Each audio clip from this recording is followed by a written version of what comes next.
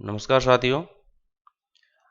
आज हम REET maths level 2 के 5वें टॉपिक वर्ग और वर्गमूल पर चर्चा करेंगे। तो देखिए, सबसे पहले अपन वर्ग पर डिस्कस करते हैं।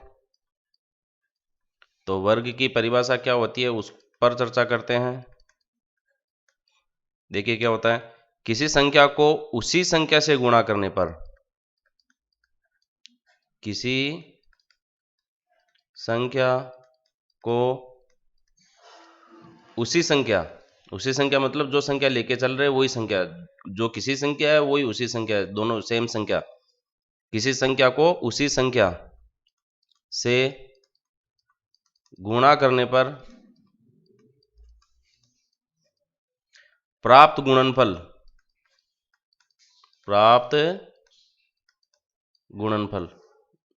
समान संख्या है, 2 है तो 2 ही है, दूसरी संख्या भी 5 है तो दूसरी संख्या भी 5 है, दोनों को आपस में गुणा करते हैं तो प्राप्त होने वाला गुणनफल उस संख्या का वर्ग कहलाता है। उस संख्या का वर्ग कहलाता है। अब एक छोटी सी बात मैं यहीं लिखा दूं आपको, जो वर्ग संख्या है, वर्ग संख्या को पूर्ण वर्ग संख्या भी कहा जाता है। ये दूसरी बात भी याद रखना। अब देखिए, हम ये देखते हैं कि संख्या को संख्या से गुणा करते हैं तो फिर अपने को किस तरीके से गुणनफल में वर्ग संख्या प्राप्त होती है। मान के चले हम इधर संख्या लेते हैं और इधर अपने को वर्ग प्राप्त हो रहा है। तो एक लिया, जैसे सबसे पहले एक से चलते हैं, एक को एक से गुणा करना है तो प्राप्त होने वाली संख्या क्या है, एक है। एक को एक से गुणा करेंगे एक मिलेगा। फिर 2 ले लो, क्रम से चलते रहे, 2 दूनी 4, 3 9, 4 16, 5 को 5 से गुणा करो। किसी संख्या को उसी संख्या से गुणा करने पर प्राप्त गुणनफल उस संख्या का यानी कि 5 का वर्ग कहलाता है। इसी तरीके से आप 6 ले लो, 7 ले लो, 8 ले लो, 9 ले लीजिए, 10 ले लीजिए, 11 ले लीजिए, 12 ले लीजिए, 13 ले लीजिए, फिर आप 14 ले लीजिए, 15 ले लीजिए। 15 का 15 से जो गुणनफल है वो 225 प्राप्त होता है। मैं तो यहीं तक लिख के बता रहा हूँ आपको। इसके आगे की जो कम से कम आपको 30 तक की वर्ग संख्याओं का जो गुणनफल है या वर्ग संख्या है, किस संख्या का जो वर्ग है 1 से 30 तक, वो आपको याद कर लेना है। आपके एग्जाम में बहुत सहूलियत रहेगी। अब देखिए, अपन आगे डिस्कस करते हैं। अपने को जो वर्ग संख्या प्राप्त हुई है, देखना इधर, अपने को जो वर्ग संख्या प्राप्त हो रही है इस कॉलम में, इधर से और इस लाइन से और इधर से इस लाइन से, इनके इकाई अंक पर आप नजर डालिए। देखिए, इकाई का अंक लिख रहा हूं मैं केवल 1 4 9 6 5 6 9। अब इसके बाद में 4 1 0 1 आ जाएगा, 4 1 0 1, और फिर देखते हैं तो 4 9 6 5, 4 9 6 5 आ रहा है। तो देखिए, इसमें रिपीट हो रहे हैं क्या कोई दूसरे अंक? कौन कौन से रिपीट हो रहे हैं? तो 0 है, 1 है, 4 5 6 9। इसके अलावा कोई सा भी अंक रिपीट नहीं हो रहा है। हमने 15 तक की वर्ग संख्या देखी है। आप आगे 30 तक के लिख कर देख लीजिएगा। फिर भी आपको जो संख्याओं का हम वर्ग कर रहे हैं, प्राप्त गुणनफल जो है, उसमें इकाई का अंक आपको केवल 0 1 4 5 6 9 ही मिलेगा। इसके अलावा तीसरी संख्या आप जो भी सातवीं संख्या है, जैसे 6 संख्या अपने को मिल गई तो सातवीं संख्या आपको मिलेगी नहीं। किसी भी संख्या को उसी संख्या से गुणा करने पर प्राप्त गुणनफल का इकाई का अंक आपको 0 1 4 5 6 एवं 9 ही प्राप्त हो रहा है। तो यहां से अपन क्या कह सकते हैं, किसी संख्या का इकाई का अंक, देखिए, किसी संख्या का इकाई का अंक 0 1 4 0 1 4 5 6 एवं 9 प्राप्त हो तो, या प्राप्त की बात ही नहीं है, 9 हो तो लिखो सीधा आप, तो 9 हो तो वह संख्या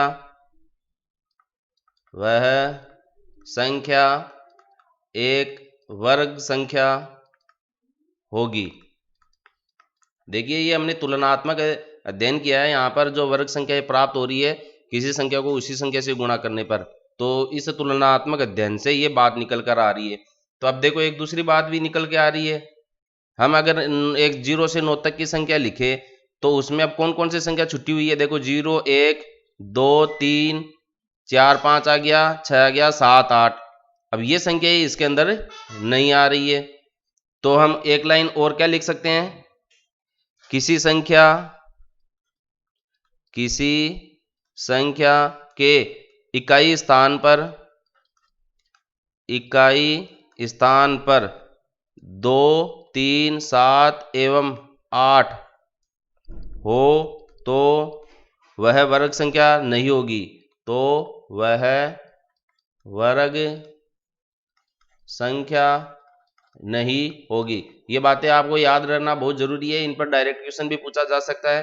तो आप केवल इतना याद रखें, 2 3 7 8 अगर किसी भी संख्या के इकाई स्थान पर है तो वो पूर्ण वर्ग संख्या नहीं है, वह वर्ग संख्या नहीं है। ये हमने यहाँ देखो तुलनात्मक अध्ययन से इस रिजल्ट को प्राप्त किया है।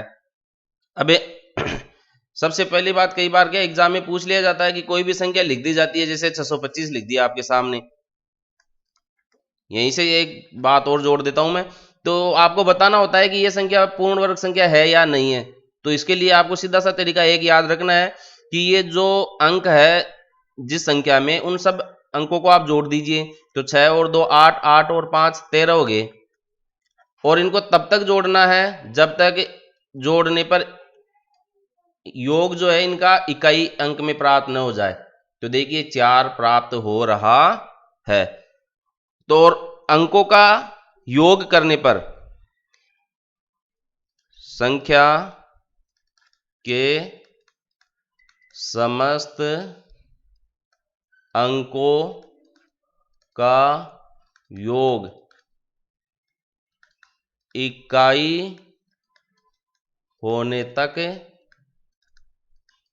करने पर यदि अंक 1 4 7 व 9 प्राप्त हो रहा है तो वह संख्या एक वर्ग संख्या होगी, वर्ग संख्या होगी। तो देखिए मैंने अभी केवल एक एग्जाम्पल लिया है 625 का, मैंने एक एग्जाम्पल लिया है यहाँ पर 625 का।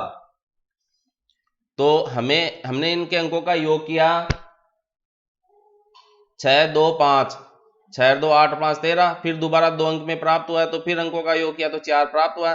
तो यदि 1 4 7 व 9 ये कोई से भी 4 में से एक अंक प्राप्त हो जाता है अंकों का योग करने पर, तो साफ साफ हम स्पष्ट रूप से कह सकते हैं कि वो संख्या एक पूर्ण वर्ग संख्या है।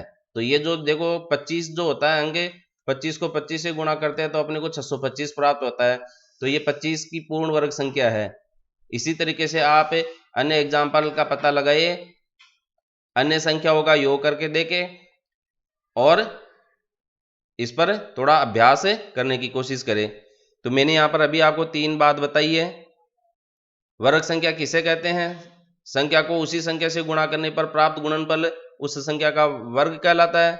वर्ग संख्या को पूर्ण वर्ग संख्या भी कहते हैं। यदि इकाई का अंक 0 1 4 5 6 9 प्राप्त हो रहा है तो वह पूर्ण वर्ग संख्या है, और यदि इकाई का अंक 2 3 7 एवं 8 प्राप्त हो रहा है तो वह पूर्ण वर्ग संख्या नहीं होगी। और ये जो इकाई का अंक हम किस में देख रहे हैं, संख्या में देख रहे हैं, जो गुणनफल करने के बाद में। तो और तीसरी बात हमने ये देखी कि अगर किसी संख्या का हमें पता लगाना है कि वो वर्ग संख्या है या नहीं, तो उसके अंकों का योग करते हैं इकाई होने तक। तो वो अगर 1 4 7 व 9 प्राप्त होता है तो हम कहेंगे कि वह एक वर्ग संख्या है। धन्यवाद।